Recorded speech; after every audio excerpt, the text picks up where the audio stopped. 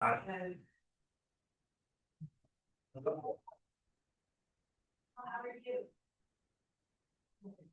All right. So the reminder on this microphone, uh, it's for the online people. So I just myself and Kathy, our presenter, will just try to talk loud and just do this if we're not talking loud enough. So a couple of announcements. I see all familiar faces. Is there anyone that's here for the first time? You are. How did you mind sharing how you heard about the classes? No, so it's for my psychology class, we're immersing ourselves into the community and I'm going into medicine, but I want to get a different perspective to be able to help my patients more in an out way rather than through medical attention. Great. Well, welcome. So wants to go into medicine. We have someone that's here new for that, and yeah, welcome. And so tonight it's about physical activity. Kathy Meldrum, physical therapist. So before she comes up, so a couple of announcements. So for the new, since you're new, there's cards in the back. LiveLifestyleMedicine.com if you're not familiar with the website. You kind of want to be in the know about everything that's going on, everything our nonprofit is up to. So the Eugene Plant-Based Providers supports the Live Lifestyle Medicine program. And you can go to the website on about 2/3 of the way down the homepage. There's a website tutorial, about a 20-minute recording of me kind of giving a tour of the website, where what all the resources are there. You can also sign up for the newsletter if you're not getting that. It comes out every Sunday morning. That kind of keeps you up to date on all the different classes that are going on. Because besides these classes, there's Wednesday classes, Thursday classes. We have a walk coming up this Saturday at Valley River Center. We have a potluck. The potluck is going to be on the 7th, February 7th, right here, Saturday, February 7th at noon. The announcement for that officially is in the newsletter this coming Sunday. So yeah, make sure you're subscribed to the newsletter so you can kind of keep up on everything that's going on there.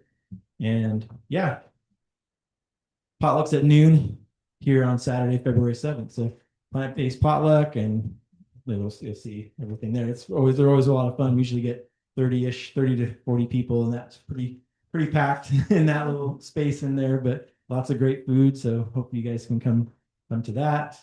But yeah, any other questions, comments? It's the bathrooms in the back. We have the lending library back there. You check books out for up to a month on those, and hopefully we'll see you around more, all of you. Any other questions, comments? Oh, you have some garlic? Yes, it's on the back counter. So the back counter, there's garlic that you want to have. Take some extra. Still plant the garlic. It's not gonna get as big, but you can still plant it. It's kind of You can still plant garlic. With those, you can plant those. Yeah. Okay. Cool. All right. Yeah. If Kathy, you want to come up? All right. Oh, this will be kind of. Well, I know last time I wore my comfortable pants because you get to move around a little bit. All right, hi everybody. I'm Kathy Meldrum. I'm a physical therapist over at Cascade Health. I see some familiar faces, but a lot of new faces. So welcome. And the type of physical therapy I do is like outpatient orthopedic physical therapy. So people might come in with neck pain, back pain, knee pain, or post-surgical repairs, rotator cuff repairs, ACL repairs, things like that. I typically see it in my clinic. And so, yes, to all those people that come in to see me, I promote movement and whatever movement feels good for them. There's a lot of debate about what the best kind of movement is, but I always tell people it's the one that you're going to want to do, that you will enjoy. The human body is meant to move, so it's super important that we're always doing that. I always think about little kids, they're running and jumping and playing and climbing all the time. And so after like decades of not doing that, of course, we're going to get like stiff and not as strong and that kind of thing. So we just have to make an effort to be able to do those things as we're getting older. And also the whole food plant-based diet. I always recommend that to my patients because it's anti-inflammatory in nature. And so much of what I'm treating is like exacerbated by inflammation. We're coming in with pain, and yeah, we can look at muscle imbalances and work those things out, but there's also an underlying inflammatory component, which I see in so many of them. And so getting them off the processed foods and the dairy is super important. I have better luck with some people than others, but it's hard to make those changes unless you're really believe in it and are invested in it. So there's all of that, and today I'm talking about fascia, movement, and pain. So in the medical field, fascia, I mean, how many people have heard of fascia? Just the word, everybody's at least heard of it, most of us. Myofascial release. Anyway, in healthcare and medicine, we kind of disregard fascia in a lot of ways. If you're in the anatomy lab, you're cutting through, you're dissecting a cadaver, people are just kind of ripping the fascia apart without even really thinking about it. But there's more new up and coming research that is suggesting that the fascia is actually really important and like beyond kind of what we might even normally think about it. And so that's what we're going to be addressing today. So I have a PowerPoint and a couple videos and some handouts that we're going to be going over today. And so that's where we're going to be going with this. Okay, next slide, please, Ed. All right, so what is fascia? If we look at this picture, the orangey reddish parts are the muscles. The beige parts are our bones. And if you look at the white fibrous parts, also kind of bluish and purple, but mostly those white parts, that is what fascia looks like inside of your body.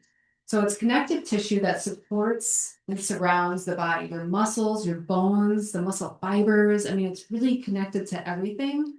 And it's continuous from head to toe. So there's not really like a starting point and end point, which makes it really interesting because when you think of your muscles or your bones, your muscles have an origin and insertion point. Like there's a beginning and an end to those things. But with the fascia, there is no real beginning and end to it that anybody has been able to find yet. And healthy fascia is hydrated and flexible. So those two things are really important.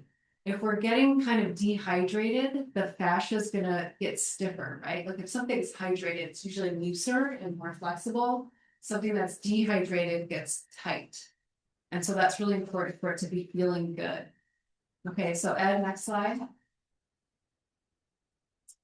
And so why this matters, it supports our posture and balance, it improves movement efficiency, and enhances comfort and energy.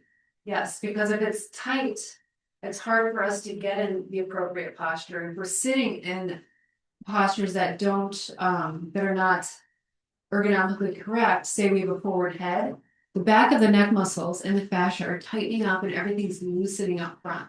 And so when I see this in people and come into my clinic, we work on stretching out the back of the neck and tightening up the neck flexors. So it's muscles and fascia. Okay, next slide. So fascia and pain, it's highly sensitive to stress and tension. This is one of the biggest points that I can make here tonight. When we're stressed emotionally or physically, that's going to tighten up your fascia. Let's all just sit here for a minute and just examine your body. Can you pinpoint any areas of stress just right in this minute? Sometimes at work, I'm like, oh, my shoulders are kind of up here. Like if I'm in a hurry and I've got to get to my next person, I'll find my shoulders are up. And I'm like, ah, relax my shoulders down. Or sometimes I'm just carrying tension in my arms if I'm typing or whatever. So just kind of scan your body right now and notice these things. Half of what I do is body awareness and getting people to realize when they have tension in their body, when they're not breathing deeply, and we'll discuss that one a little bit too later. So these restrictions can also cause widespread discomfort. So if you have a fascial restriction, well, I'll give you an example for me, for example. I'll feel tightness and restriction back here, and that will affect what's going on in my neck. And if I loosen up this back here, my neck loosens up, and vice versa. If I work on this muscle and stretch that out, then this feels better over here. So when people come into my clinic with hip pain or whatever, I don't just stop there and looking at their low back, their knee, whatever they come in talking to me about, because it's not just one single thing. I want to look at everything and how it's related.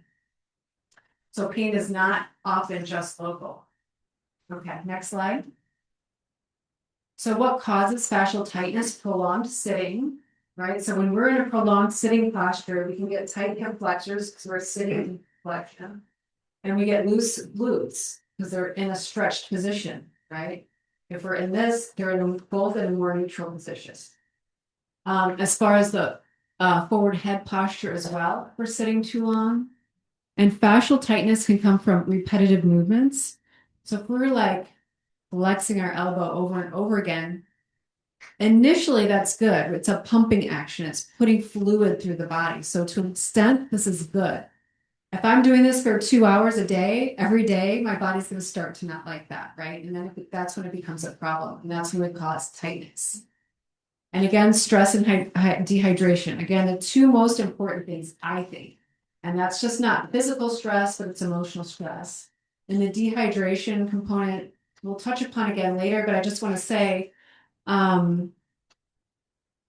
coffee is dehydrating, caffeine is dehydrating, Red Bulls are dehydrating, soda is dehydrating, alcohol is dehydrating.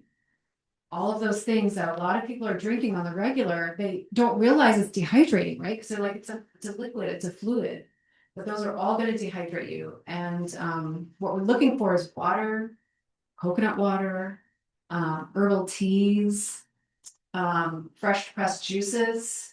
I'll make juices in the morning with like kale, spinach, romaine, cucumber, celery, lemon, and just enough apple to make it like taste good. That's got electrolytes in it too. So water is great, but you do want to make sure you're getting enough electrolytes. And if you are like really on a plant-based diet, you are probably getting enough electrolytes because it's coming from the soil and it is in the plants. So that's where you want to think about your hydration from. And also, a lot of people are telling me I'm drinking tons of water, and I'm like, wow, we are all drinking water more. My grandma was not running around with a water bottle. Like nobody was like having water all the time. So I think we are really more dehydrated than ever before. And we all are, well, maybe not as much in this group, but in the general population, really having a lot of salt. Right. And so a lot of people are telling me I drink a lot of water. Then I have to ask them, well, are you on a really salty diet? Like if you're having French fries and potato chips and those kinds of things, you are going to be drinking more. But are we just evening out at that point, or are we actually hydrating the body? So it's something to think about. Okay, next slide. Okay, so how to release fascia. I have some toys here that people can play with at the end if you want to give it a try. But slow stretching is important for releasing fascia. And she right now is doing a hamstring stretch. And it is very vertical in nature, right? She's just going straight down, which is fine. That's great. But fascia is like moving around. It's not really vertical in nature. And most of our muscles aren't really either. So I always encourage people, if you're doing a hamstring stretch, depending on what I'm treating, also adding a rotational component into something like that. So if we're going to bend forward like this, doing a hamstring stretch, you can also do a twist. And that's getting a different part of the hamstring muscle and getting a little bit more into the fascial fibers, which are really rotational in their form. So that's something to think about, stretching, but also, stretching and coming forward. You want to add a rotational component in your stretching if you really want to target the fascia. Foam rolling and massage balls are really important. I have those here if anybody wants to try them. If your fascia is tight, it hurts. It's really uncomfortable.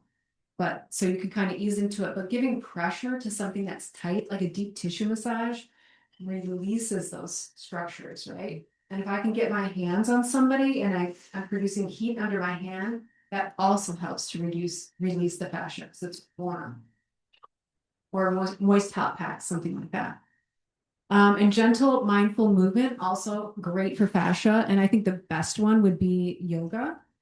Next slide.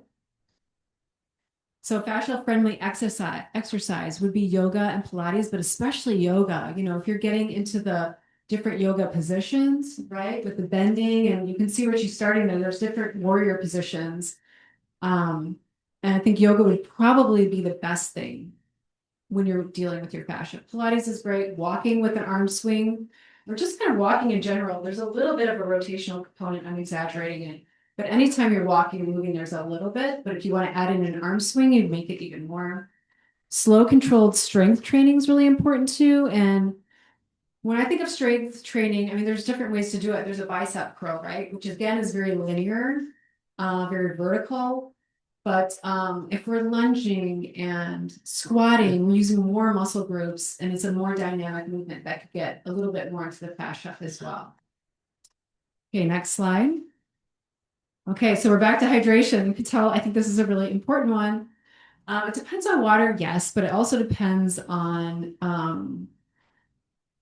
what you're eating. If you're eating raw fruits and vegetables, that is full of water, right? When you're cooking an onion, you don't need to use oil because the water in the onion's coming out. So cooked foods, I mean, are fine, but they're losing their hydration even just by cooking it. Lots of times.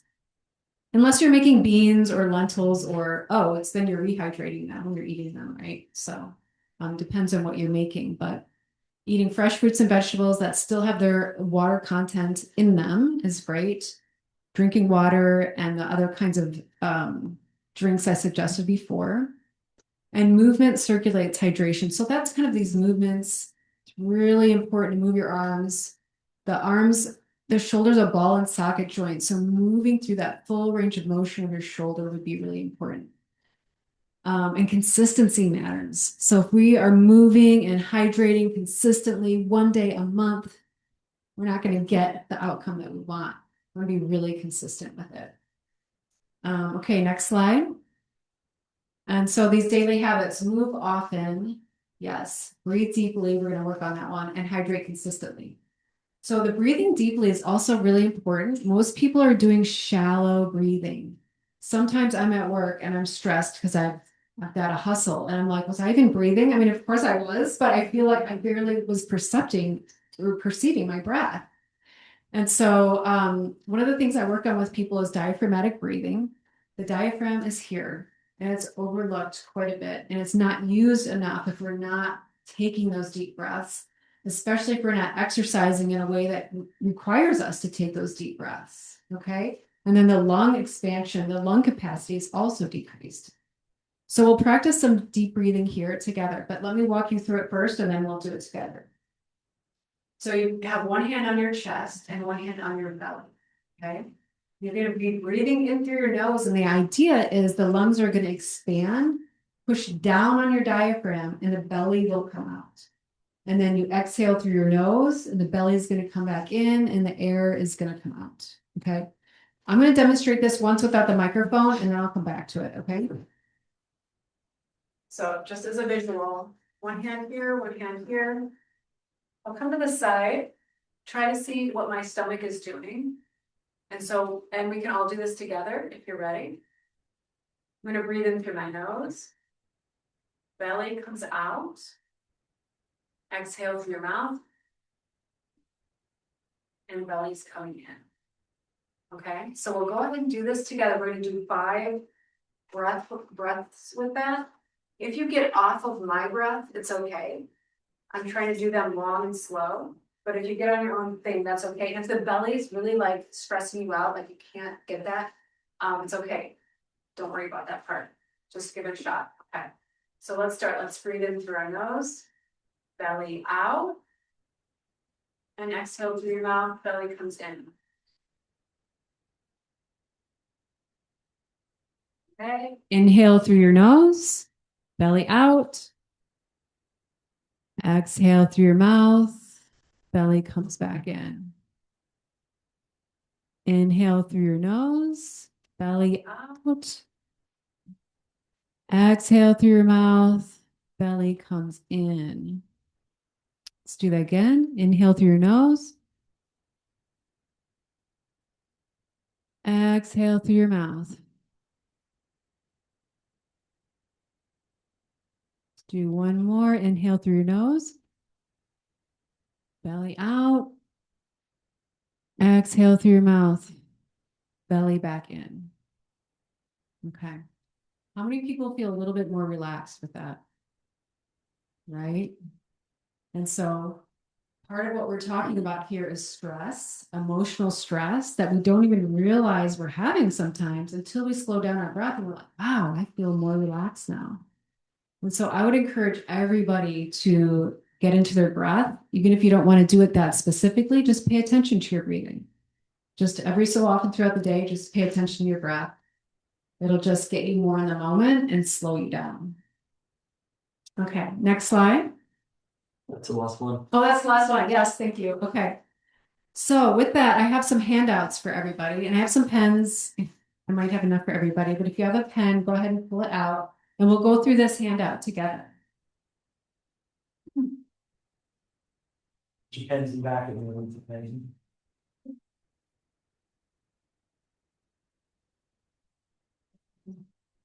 So this, 3 pages, make sure you get 3 pages.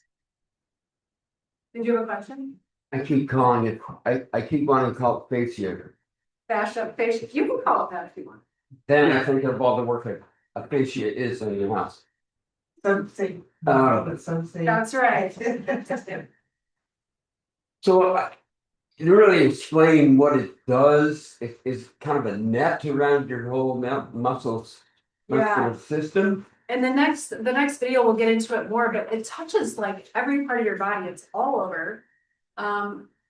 Yeah, needs a pen. He's got some. And sometimes like after some heavy lifting, a lot of heavy lifting for hours, my diaphragm hurts. Ah, And I wonder if that's part of this. it could be. And are you holding, do you feel like you're holding your breath or? No, You're it just lifting? feels like, I would, I think the diaphragm is a really thin muscle Yeah. and it's very kind of large but thin. And I just feel like I've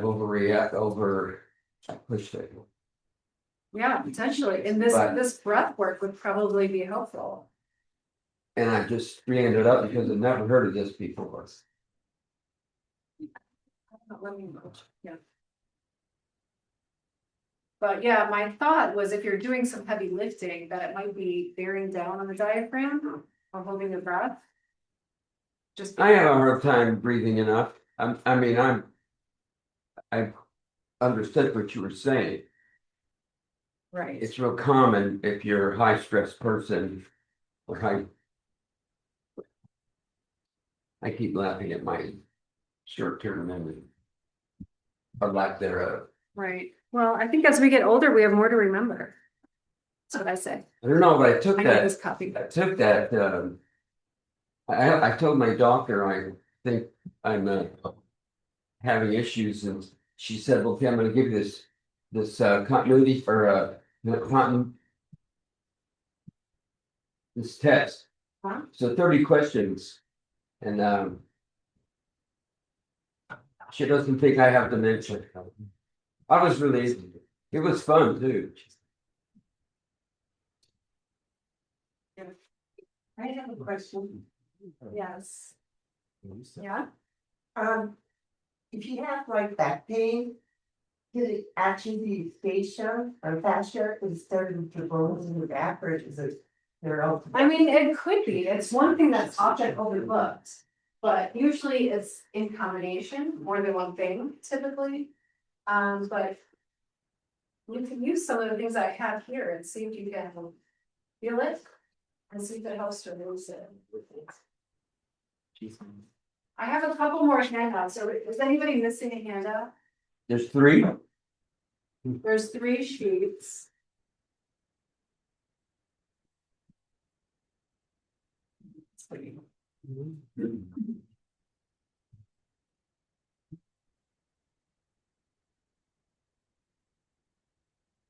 Okay, so let's look at the first sheet here.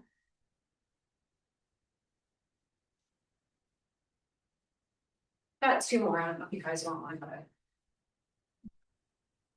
there's 2 more. Okay, so let's go ahead and look at this diagram.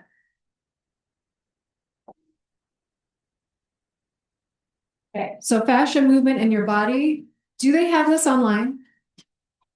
Yeah. I think they do. Okay. So body awareness, your fascial map. So this is part of the body awareness piece, all right? Like let's get familiar with our body so we can pay attention to what it's doing.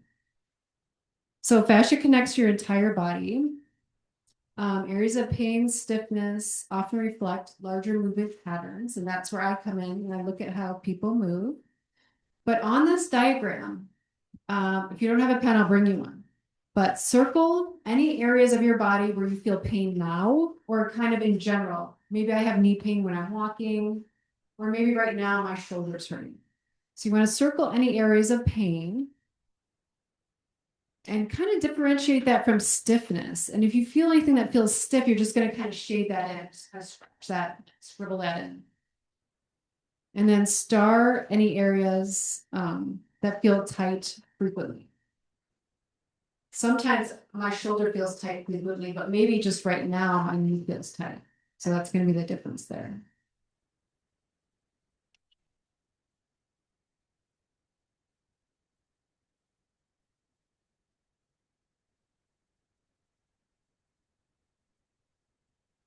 So we're circling areas of pain, shading in areas of stiffness, and putting a star on areas that feel tight frequently. And we're trying to get ourselves to think about our body and how it's feeling.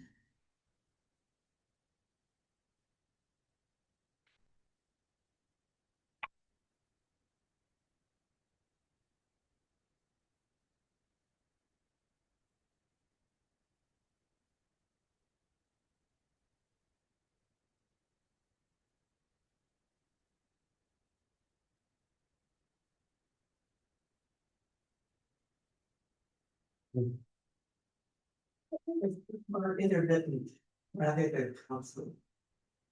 Right. So that would be one you would shade in if it was feeling stiff. And then if something's more stiff frequently, that's the one you're going to put a star on.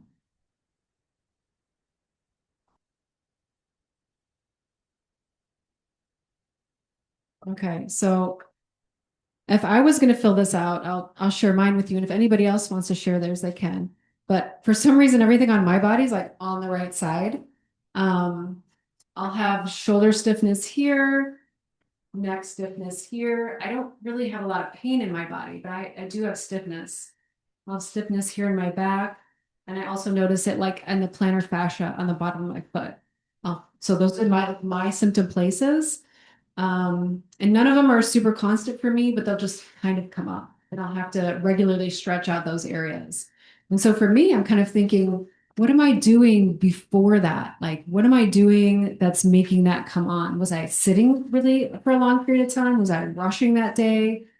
But this is part of body awareness, is getting in touch with, oh, I'm feeling this right now. I wasn't feeling it before. So what was I doing that brought this on? What was going on? These are the kind of things we're trying to think about here. Okay. Does anybody want to share theirs? Nobody has to, but you can if you want.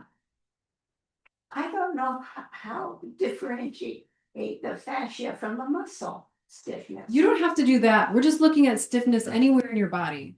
They're connected. So it is really hard to separate the two. They're really interconnected. We're just talking about this because it is a little bit up and coming in the research now. It's been kind of neglected for a long time. We always think about the muscles and the bones, which are super important. But this is too, in the next video, we'll kind of point that out. It kind of really gets really into it pretty deep, what they have to say about it. So Just be patient video. Listen to the video. yeah, listen to the video and you can play around with some of the things I have and see how they feel on your body. Yeah.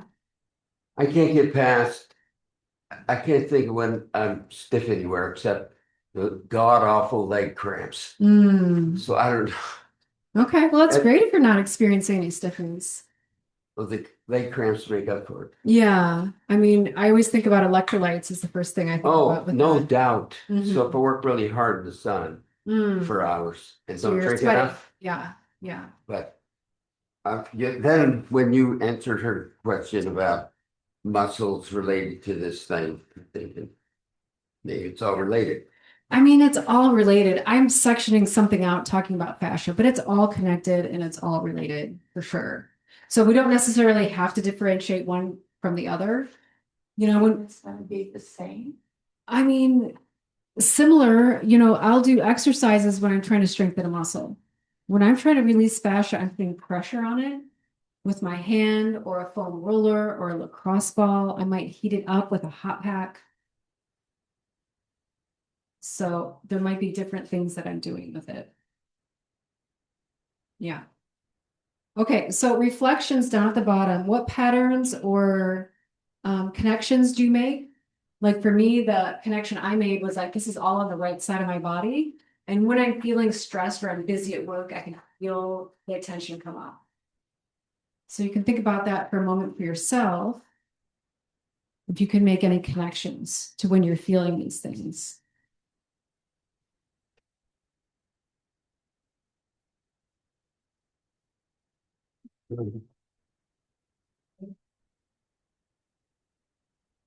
So, when I get rest or tension, it's in my, I feel it in my stomach. Is that still related to the fascia pulse, or is it more internal? I guess? Well, it is the internal feelings that will create these pain syndromes sometimes, right? So I would say that is related to fascia and muscle, like something's happening, but it could also be, I mean, blood pressure going up, you know. So there's usually more than one factor going on. But yes, this could be part of it. And sometimes you're feeling tension in one area, but you're getting a symptom in a different area, which again is why when I see people, I don't just look at their knee if they're telling me they have knee pain. I'm looking at other parts of their body at the same time. I mean, I can consciously relax my temple Right. or that area. Mm-hmm. But I'm just wondering if that is, how that is related to your fascia and your muscles. Right. So fascia and muscles can both contract. So if you could feel yourself release it and relax it, then you could be taking the tension out of those structures, right? As you're doing that. Right. Mhm. Is that really technical? Breathing technique help? The one you just had? Yeah. Yeah. So that's going to calm your nervous system down. I can't tell you how many people come into my clinic and they're stressed out and they don't even know it, but I feel it and I can pick it up from them. And so we have to kind of calm them down. The more stressed you are, the more pain you're going to be in, typically, right? If we're like calm and relaxed, we generally feel less painful. I heard one time, I think I'll get the numbers right or wrong, but it's like you breathe in 7, count out 7, you hold it for 8, no, you hold it for 4, and then you release it for 8. Mm-hmm. I mean, Yeah, I mean, there's so many different kinds of breathing. Have you heard of Wim Hof? He does crazy breath work too. So I always do the diaphragmatic breathing. Being a physical therapist, I know the diaphragm is a really overlooked muscle. It doesn't get strengthened the way we want because we're doing some shallow breathing. So I particularly focus on that one. But there's a lot of great ways to do breath work. And it really, whatever like resonates with you, that feels good. And sometimes people say hold 8 seconds. That's a lot for some people. You know, some people might want to do 4. And so it just depends on what feels good for you that you can relax into. Did you have a question? Yeah, no, I don't have much problems with stress, not very much, but I do have lower back pain. Mm. And I've noticed that a pattern is developed that I will go for a walk. Mm. The first quarter of a mile, there's no pain. And then it starts. And then as I walk it out and go about another half mile, it will disappear. Mm. So it's just that one area, so it's kind of good, Mm-hmm. Is that happening every time you walk? pretty much. Mm-hmm. If I'm intentionally going out for a moment versus just about business. Mm-hmm. I mean, if that was me and that was happening and it was bothering me enough, I would think about what I was thinking about before it happened, or any kind of movement I was doing that might be different. Was I on gravel at that point? Was I stepping up a curve on that point? But I will tell you, those things come and go. I mean, I like to run and I'll run and all of a sudden like my foot will hurt or something, but not in a super bad way, but I'm picking up on like my foot doesn't feel good and I keep running and then it goes away. So sometimes those things, the body's just like, what are you doing? You know, if it goes away, that's okay. So is that the fascia then that's talking?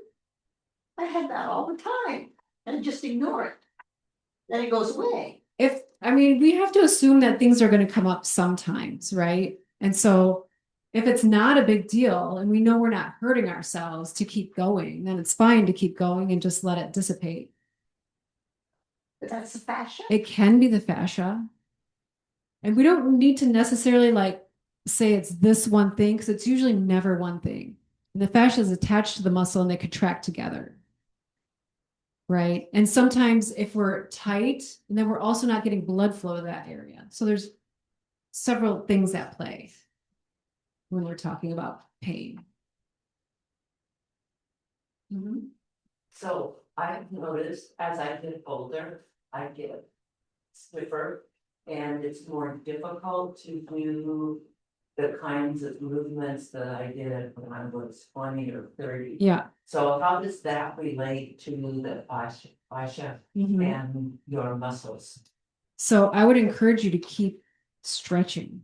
Like maybe have a stretching program that you're doing every Well, I morning. do Mhm. yoga, but I still, I mean, I'm not as flexible as I was when I was Right. 30. So what is it about your body that causes that stiffness to come in? I mean, there might be other answers to this, but what I can tell you off the top of my head is I think a big contributor to that is just we're dehydrating over time. You're not as hydrated as you were when you were a baby, right? And as things get dehydrated, they're not as flexible as they used to be. So I would say that's one component. I'm sure there's many things. And just, you know, I always tell people to get up and down off the floor because when we stop getting down, up and down off the floor, we just aren't going to be able to do it anymore. So we want, you know, to have really flexible joints, ideally. So keep doing what you're doing now to try to maintain what you've got, right? For as long as you can. And so the working out's really important. So, you know, people will tell you not to squat down this low, but healthy joints can do this without pain, right? And so I want to be able to do this as long as I can. So I do this on a regular basis.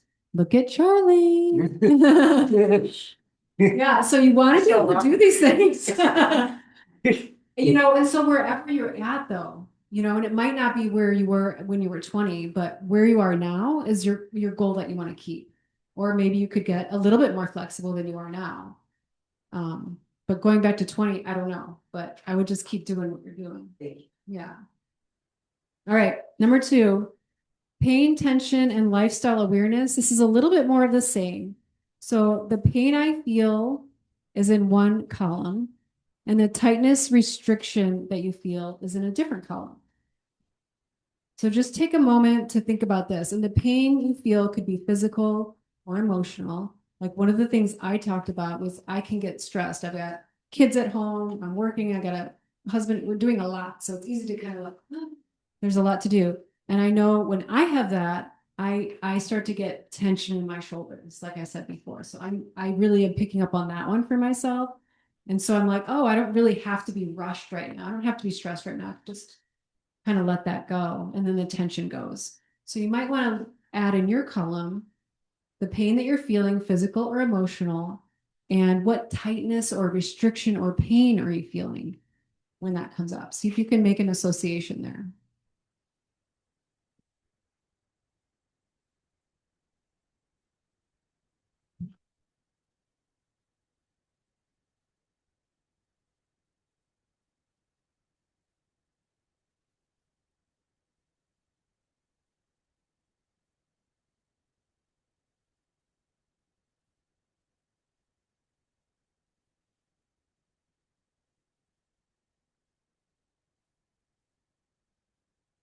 And then if you're still working on that, that's okay. But underneath that, it says movement and lifestyle check. So circle the ones that seem like sitting for you. Are you doing prolonged sitting? Repetitive movements? What would you consider long sitting? Half an hour, an hour, 5 hours? Yeah, good question. And that's going to look different for different people. But an hour of just sitting and not getting up, I would say, is a long time. You know, but it depends on people's situations. When I was a student, when we were students, right, we were sitting in lecture halls all day, you know, and so you're just sitting more at that time in your life. I'm a physical therapist now, so I'm up and down all day long. So probably sitting less now than I was when I was in college. Yeah, so it just kind of depends on your situation, what's going to be a long time. If I'm sitting for an hour, that seems like a long time to me now. But it might not have at different times. Or throughout the day, and maybe I'm sitting an hour for a class, but I'm doing it like 6 times that day. Yeah. You know, whereas now maybe it's 1 time a day. So it is a little bit dependent on your lifestyle. Okay, movement and lifestyle check-in. So prolonged sitting, repetitive movements, past injury or surgery, limited daily movement, low water intake. Do any of those sound like you? If so, you want to circle it. Those would be things to look at that you might want to adjust or change or improve upon. And the hydration reflection. How would you rate your hydration? Are you rarely, somewhat, or consistent with your hydration? Like, are you drinking water every day? 2 questions regarding Yeah. hydration. One is, I was at a class where they said to get electrolytes to put sea salt in water. Mm-hmm. Do you recommend that? I mean, Water. sea salt. I do not like, I mean, if I was water fasting, I might, but just in regular life, no. I would recommend getting electrolytes from your fruits and vegetables. That's what I would do. And kombucha also. I think kombucha is okay. What did you say just now? She's kombucha. She asked if how kombucha was in terms of, I mean, it's not going to be as deeply hydrating as some of the other things, but I think it depends. Some do, some don't. I've been told, If it's one with alcohol, I would say not, but no. I get I don't know, one I get does not have it, so I guess it would depend. Huh? It doesn't seem like that's how, I mean, it has a little fizz, but Uh-huh.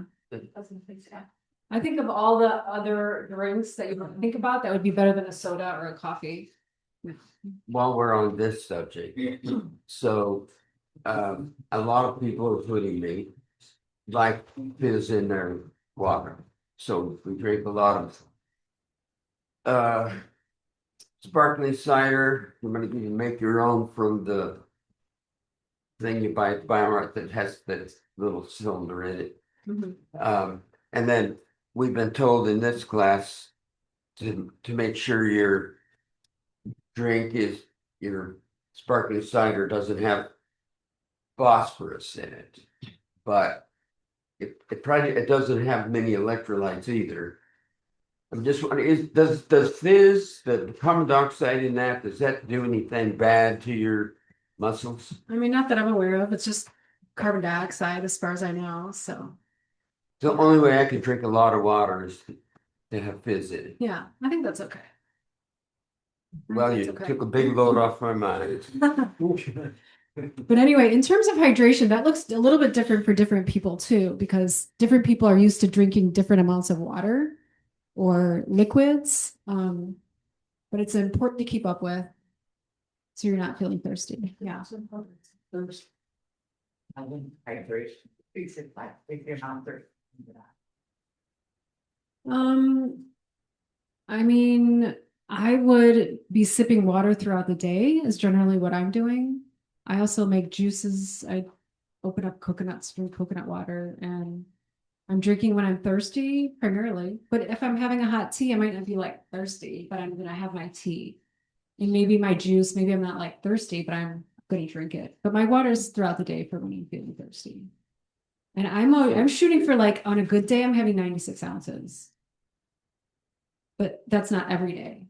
But that would be on a day when I'm feeling like I'm really hydrated. And Is there any kind of indication, like I know in the past I had a ring on and if when I couldn't pull it off, then I knew I was dehydrated? Anything? or full of salt, right? If you're swollen, Oh, yeah. then you're probably full of salt. But the 96 ounces I got from Dr. Brooke Goldner, that's what her minimum is with her patients that she treats. I'm not necessarily pushing that on anybody. Dr. Brooke Goldner. 90. She's not in town. She's online. She's got a lot of free Nice. resources online about how she treats her Oh, patients. yeah. Brooke, Brooke, Goldner,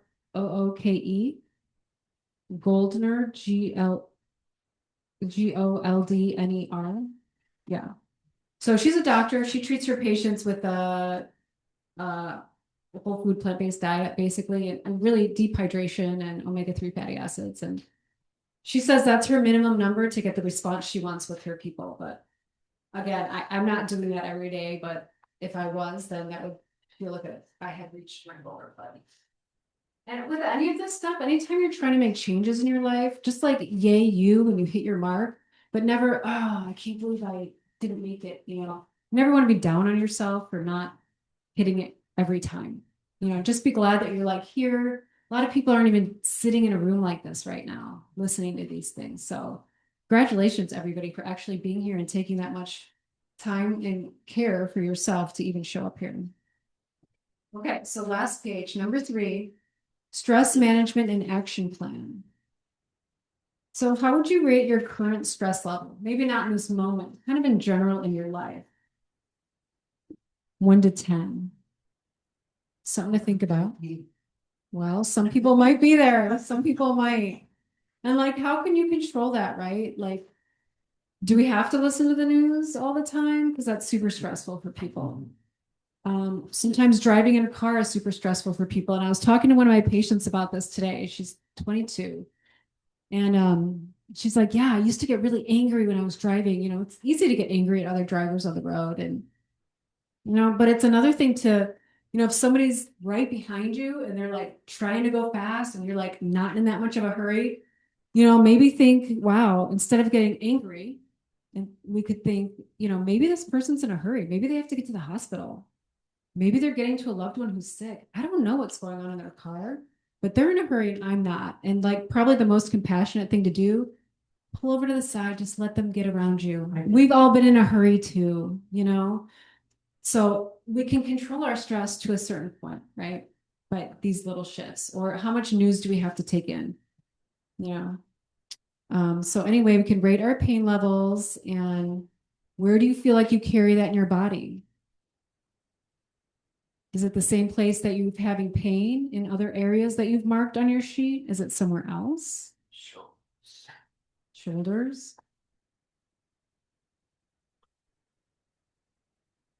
So fascial movement habits, walking, stretching, self-massage, dynamic movement, breathing. You have a something that you could get on the computer with spreadsheet. Yoga's great. I have a video that we're gonna look at, and he shows different ways to work out the fascia. And then at the bottom, my personal fascia action plan. You can take a look at that.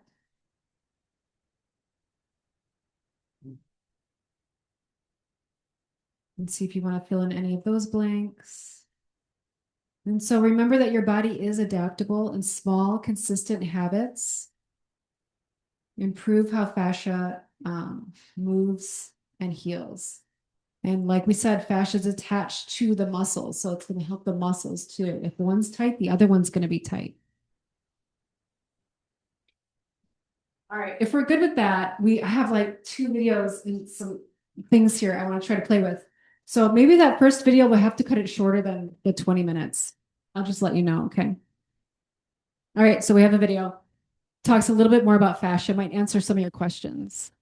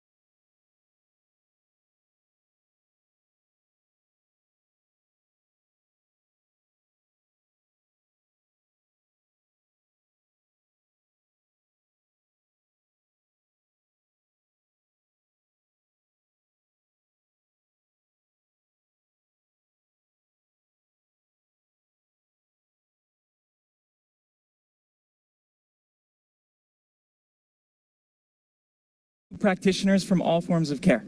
We had chiropractors, we had physios, we had naturopaths, acupuncturists, you name it, we had it. And what we were doing is we were studying the body, and we were studying what was working in healthcare and what wasn't. What we found was the healthcare system was not helping people heal their bodies. So we decided to close down the clinic. And part of the reason why was because we would take people's pain away, and then they would go back to the life that caused it. They would come back 6 months later, and the problem was worse. So we were only enabling the problem. That's not a way to help people today. The way to help people today is to give them the tools that they need to heal themselves. So the traditional way of viewing fascia and looking at fascia is like this. It's a dumb connective tissue. It's like a spider web in your body. But fascia is not dumb. Fascia is actually intelligent. It holds memory. It conducts electricity. It has a brain. It holds emotions. And when you look at this isn't a dumb fibrous connective tissue. This is water. And what I found is when we're working with the fascia or when an emotion comes up, these water tubules, they disconnect and they connect to another side. So let me show you what that looks like here.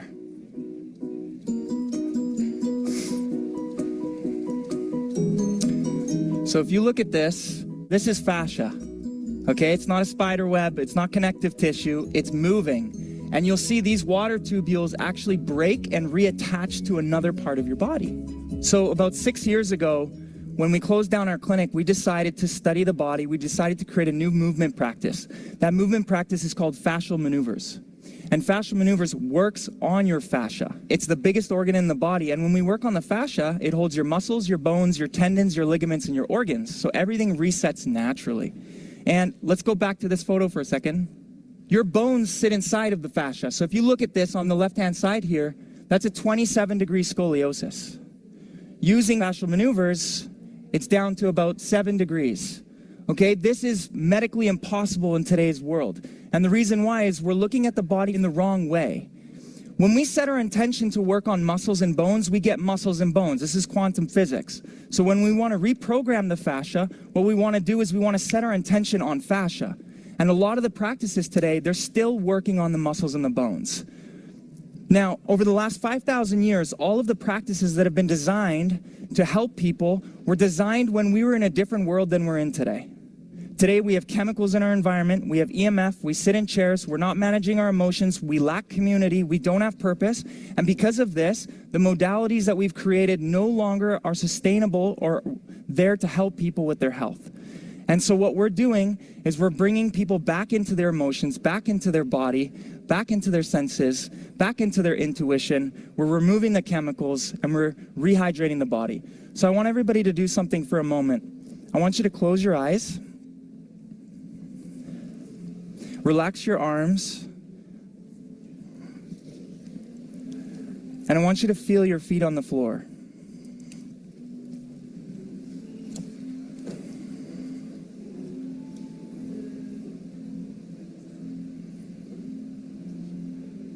Feel the space between your feet and the floor.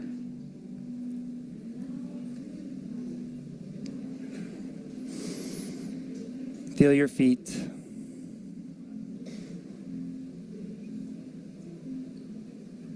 Feel your ankles.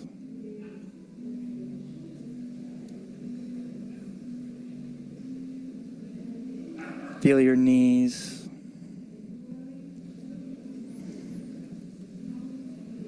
Your hips.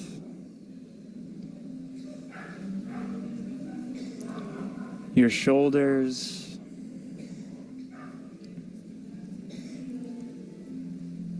Your neck. And your head. Notice where your thoughts are. Are they positive, negative, in the past, the present, or the future? Notice where your emotions are. Are you excited, nervous, happy, sad? I want you to open your eyes for a minute. Who here feels calmer from that? Yes?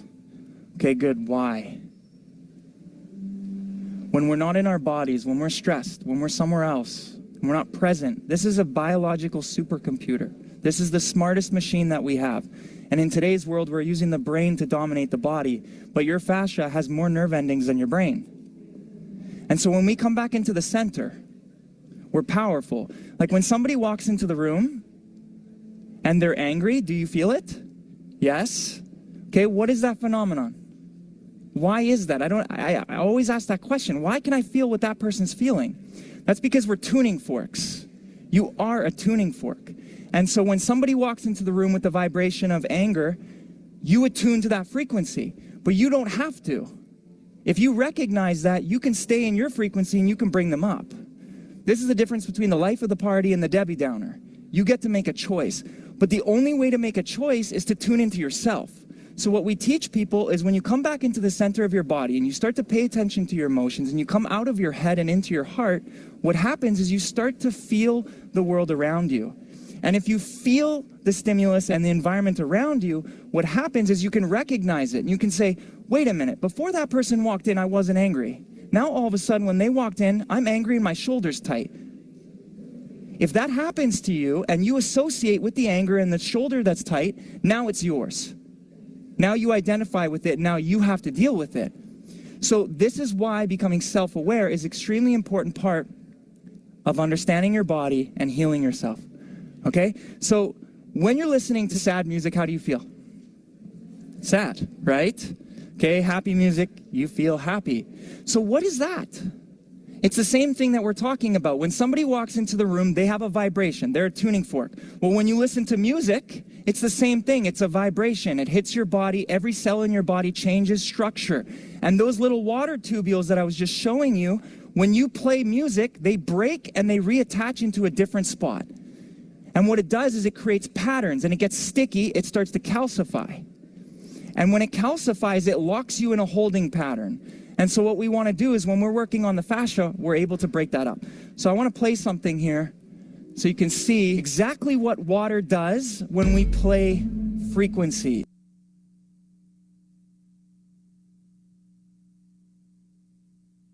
This video, but we have to move on.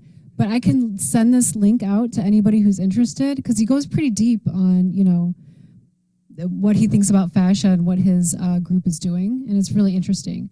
But this is, we took longer with the packet, so I feel like I want to move on, but we can send this out, okay? Okay. So if we can get the lights, I just want to show people. Yeah, see, so you see fascia, like the research is going deep. I mean, they have really interesting things, and if you Google this, he's not the only one talking about this kind of thing, so it's really, really fascinating. I've got a number of people that are known to have fascia issues in their feet. Yeah, plantar fasciitis is a really big one. But I want to show you some of the things that I have here that we use to treat these kind of things.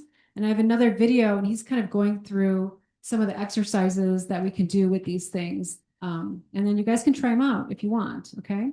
I think I'm gonna have to put the microphone down for this.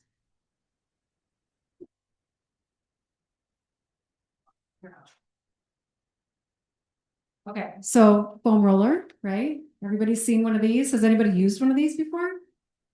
Yeah. You have? Yeah. Anybody else? Yeah. Did it hurt? Or was it okay? It was okay. The first time I tried this on my back, it hurt. I couldn't believe anybody ever used this. But it's been stretched out now and now it feels great. But if anybody wants to try this, people can foam roll their backs, their quads, their IT bands is a really big one. So this is a big one that we use with fascia. This is what people use. It's also working the muscles. So it's not just that we're working one thing, but this is what we'll use for fascial release.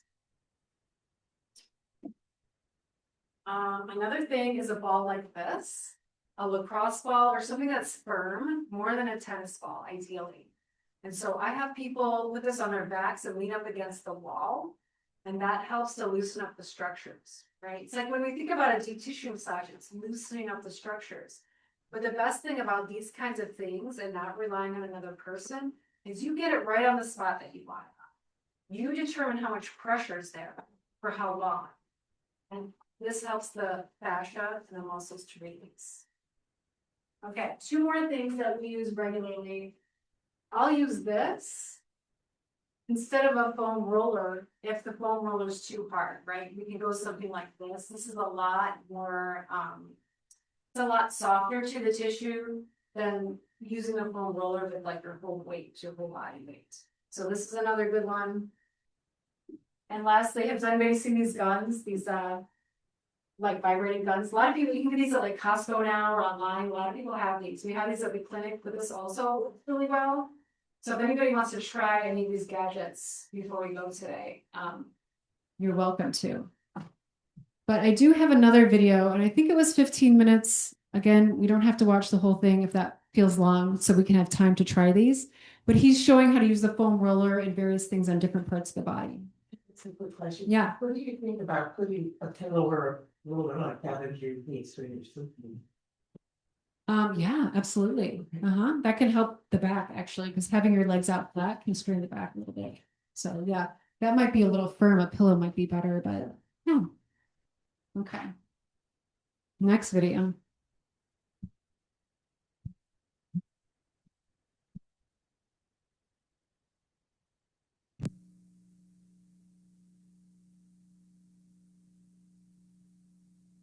Welcome to my channel. Today I'm going to take you through a 15-minute foam roller and myofascial release ball follow along. We're going to do a full body approach and I'm going to show you how you can release those tight areas of your body. If you haven't got a myofascial release ball, you can use a lacrosse ball or a tennis ball for this routine. Let's get straight into it. We're going to start off with the myofascial release ball. We're going to roll the base of your foot, something called your plantar fascia tendon. It's really helpful for improving your squat mobility and reducing the impact whilst you're running. So all we're going to do, we're going to start off just rolling along that line. I'll let you know when to switch so you can get going with me.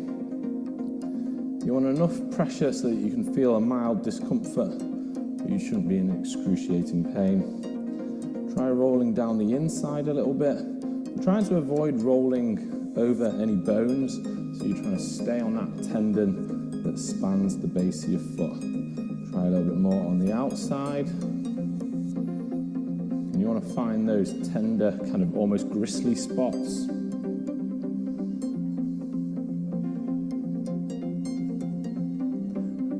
Let's move on to the other side. So you're just rolling along the base.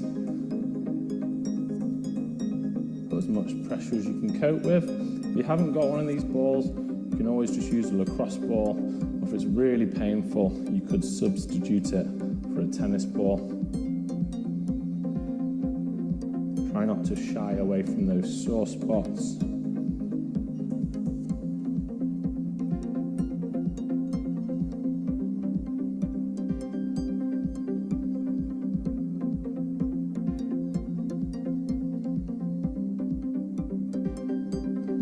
Let's move on to the roller. We're going to roll your calves now. So you're going to sit on your bum, put one leg out. You can support with your hands on the opposite leg and you're just going to roll back and forth. If you can't feel anything with that, you could try one foot on top of the other. You can try turning your leg in a little bit. Try turning it out. Find those tender spots. You could shuffle forwards so you're rolling a little bit higher. So I found a spot down the inside, that's where I'm tight, so that's where I'm going to stay. Alright, let's transition to the other side.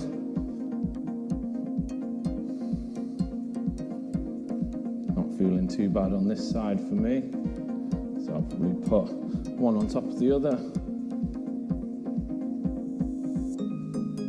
Exploring, trying to find any tender areas.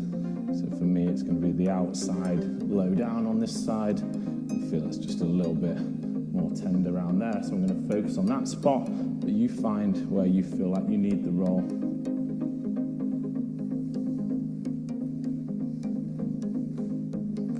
All right, let's move on to one of my favorite ones. We're going to do your quads. So the muscles down the front of your legs. We're going to come into a plank position with the foam roller on top of your quads.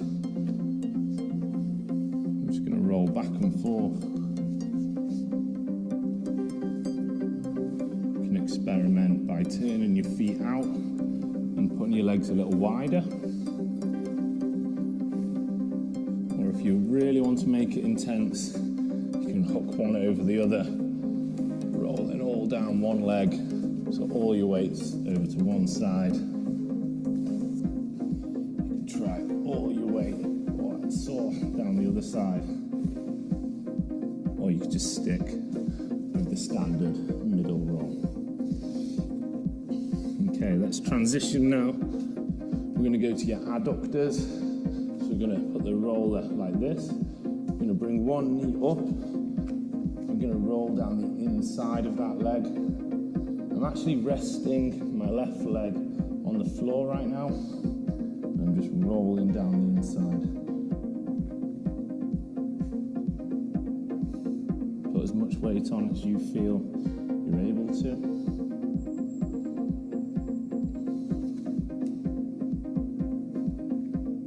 This can be a pretty sore one for a lot of people.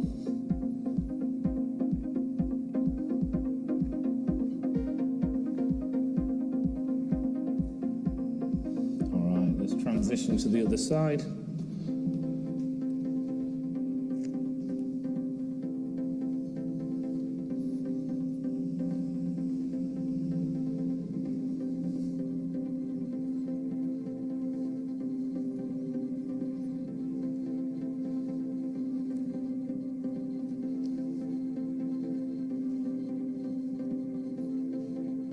If you're feeling like it's not doing much, you can try putting all your weight onto that leg, or maybe try rolling a bit higher up or a bit lower down near the knee.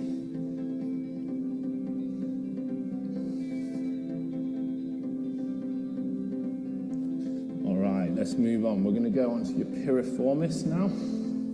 So you're going to sit on top of your roller. Let's hook your right foot over your left foot, lean down to that right side.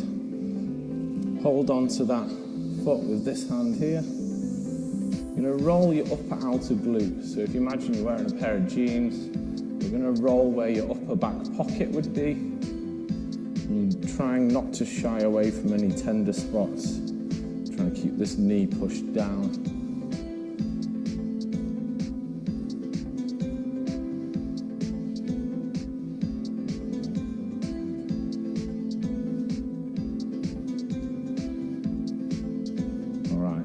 Put your left foot over your right knee, lean down to the left side, and take my right hand off and just hold on to that foot to stop it slipping off. And then we're going upper outer glute.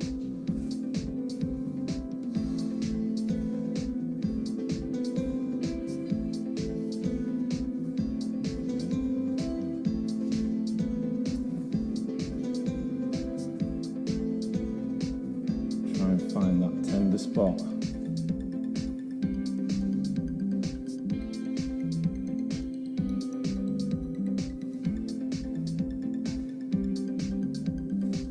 Right, so we're going to stay in a similar area now. You're going to grab your myofascial release ball or tennis ball or whatever you've got. You're going to lie down this time. I'm going to straighten my right leg. I'm just going to put that up in a similar spot to what we were just rolling. And I'm not actually going to move to start with, I'm just putting that pressure on. So if you're not sure where I've got it, I'm going to put it there. So not on my hip bone, put it right in that gap there. We're just leaning some pressure on. And now we can start to move around. This is going to be a much smaller movement than when you're foam rolling. So just up and down, you can try bringing your leg in and out whilst under pressure. Let's go to that other side. So just putting pressure on. I'm just going to wait, let the muscles relax around it. If you're able to, put a little bit of movement in. I haven't got my whole weight on, I'm taking some off with my elbow and knee.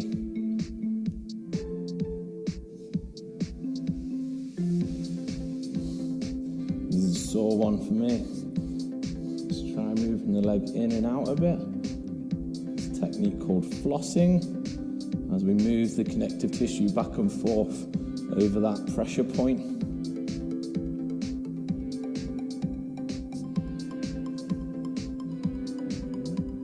All right, we're going to use the ball again. This time we're going to hit all around your shoulder blade.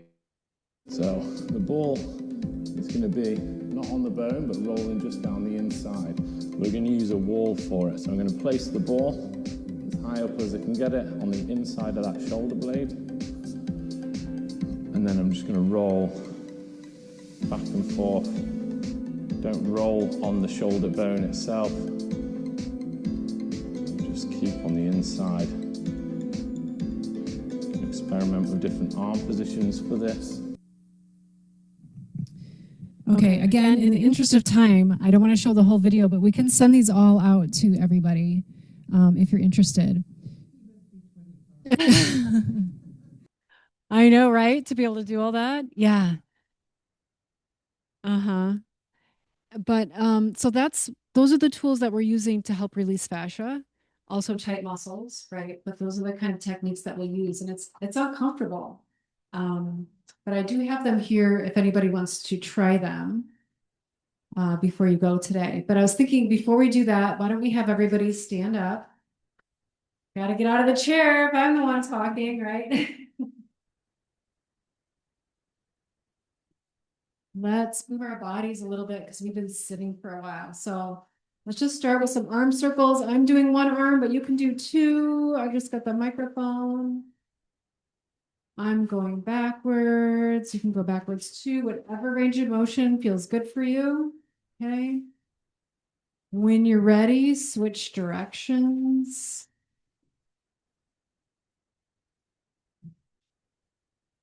Good. Yeah. Whatever range of motion feels, it's hard to get over 90 degrees for a lot of people. Okay, arms down, head up. Let's look to the ceiling. See if you can get a nice stretch in the front of your neck. And then look down at the floor. Work in whatever range of motion feels good for you. This shouldn't hurt. Let's look up to the ceiling again. And down to the floor when you're ready. Okay, look over your shoulder. And the other shoulder when you're ready. One more time each direction. Good. Okay, when you're ready, do a side body stretch, arm overhead. If your shoulder likes that. Same thing, other direction. See if you can feel if one side is tighter than the other. Let's do each direction one more time.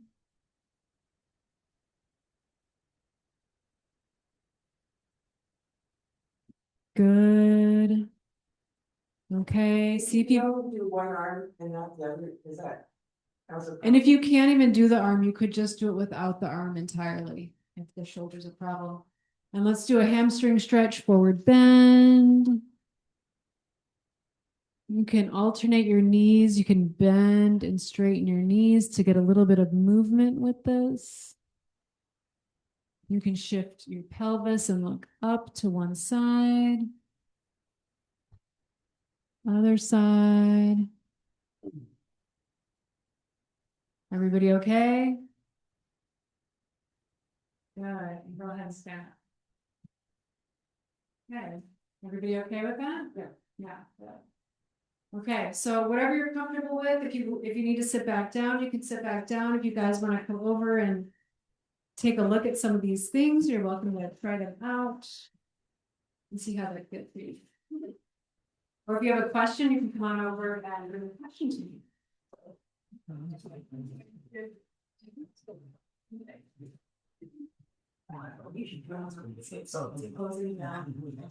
when you go to the house, what is that? What do you actually do? That's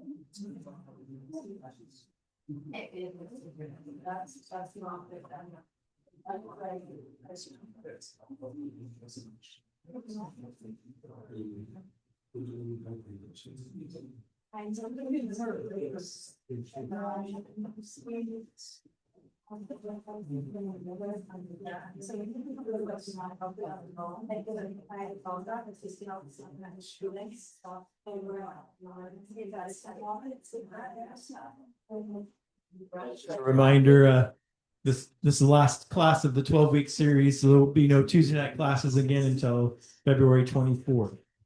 So I have that in the newsletter, but so no one to show up here on Tuesday night until February 24th, unless you're signing up for the cooking class. Tamara will be starting her cooking class here 2 weeks from tonight. That's also in the newsletter if you're interested in that.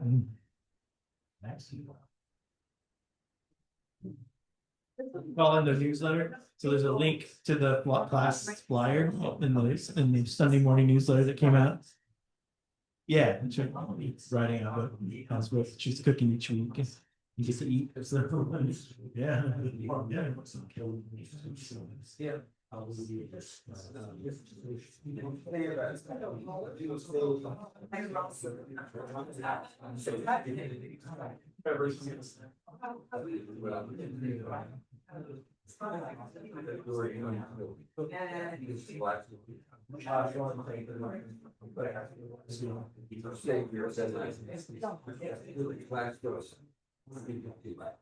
I know there's three different on there. There's Johan Valley or whatever it said. Said he's doing both. He made it sound like he was doing that.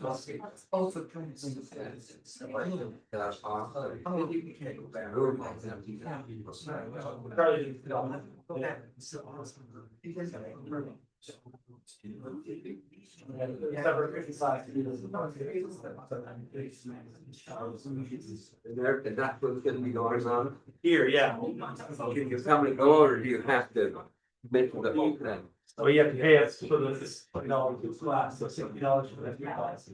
That's the camera will like.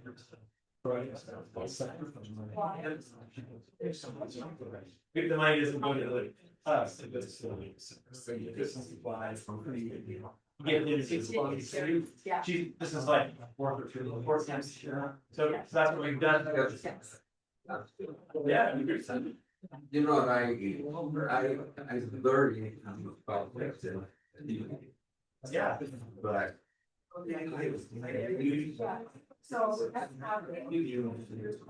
Records. Yeah. So what I do is,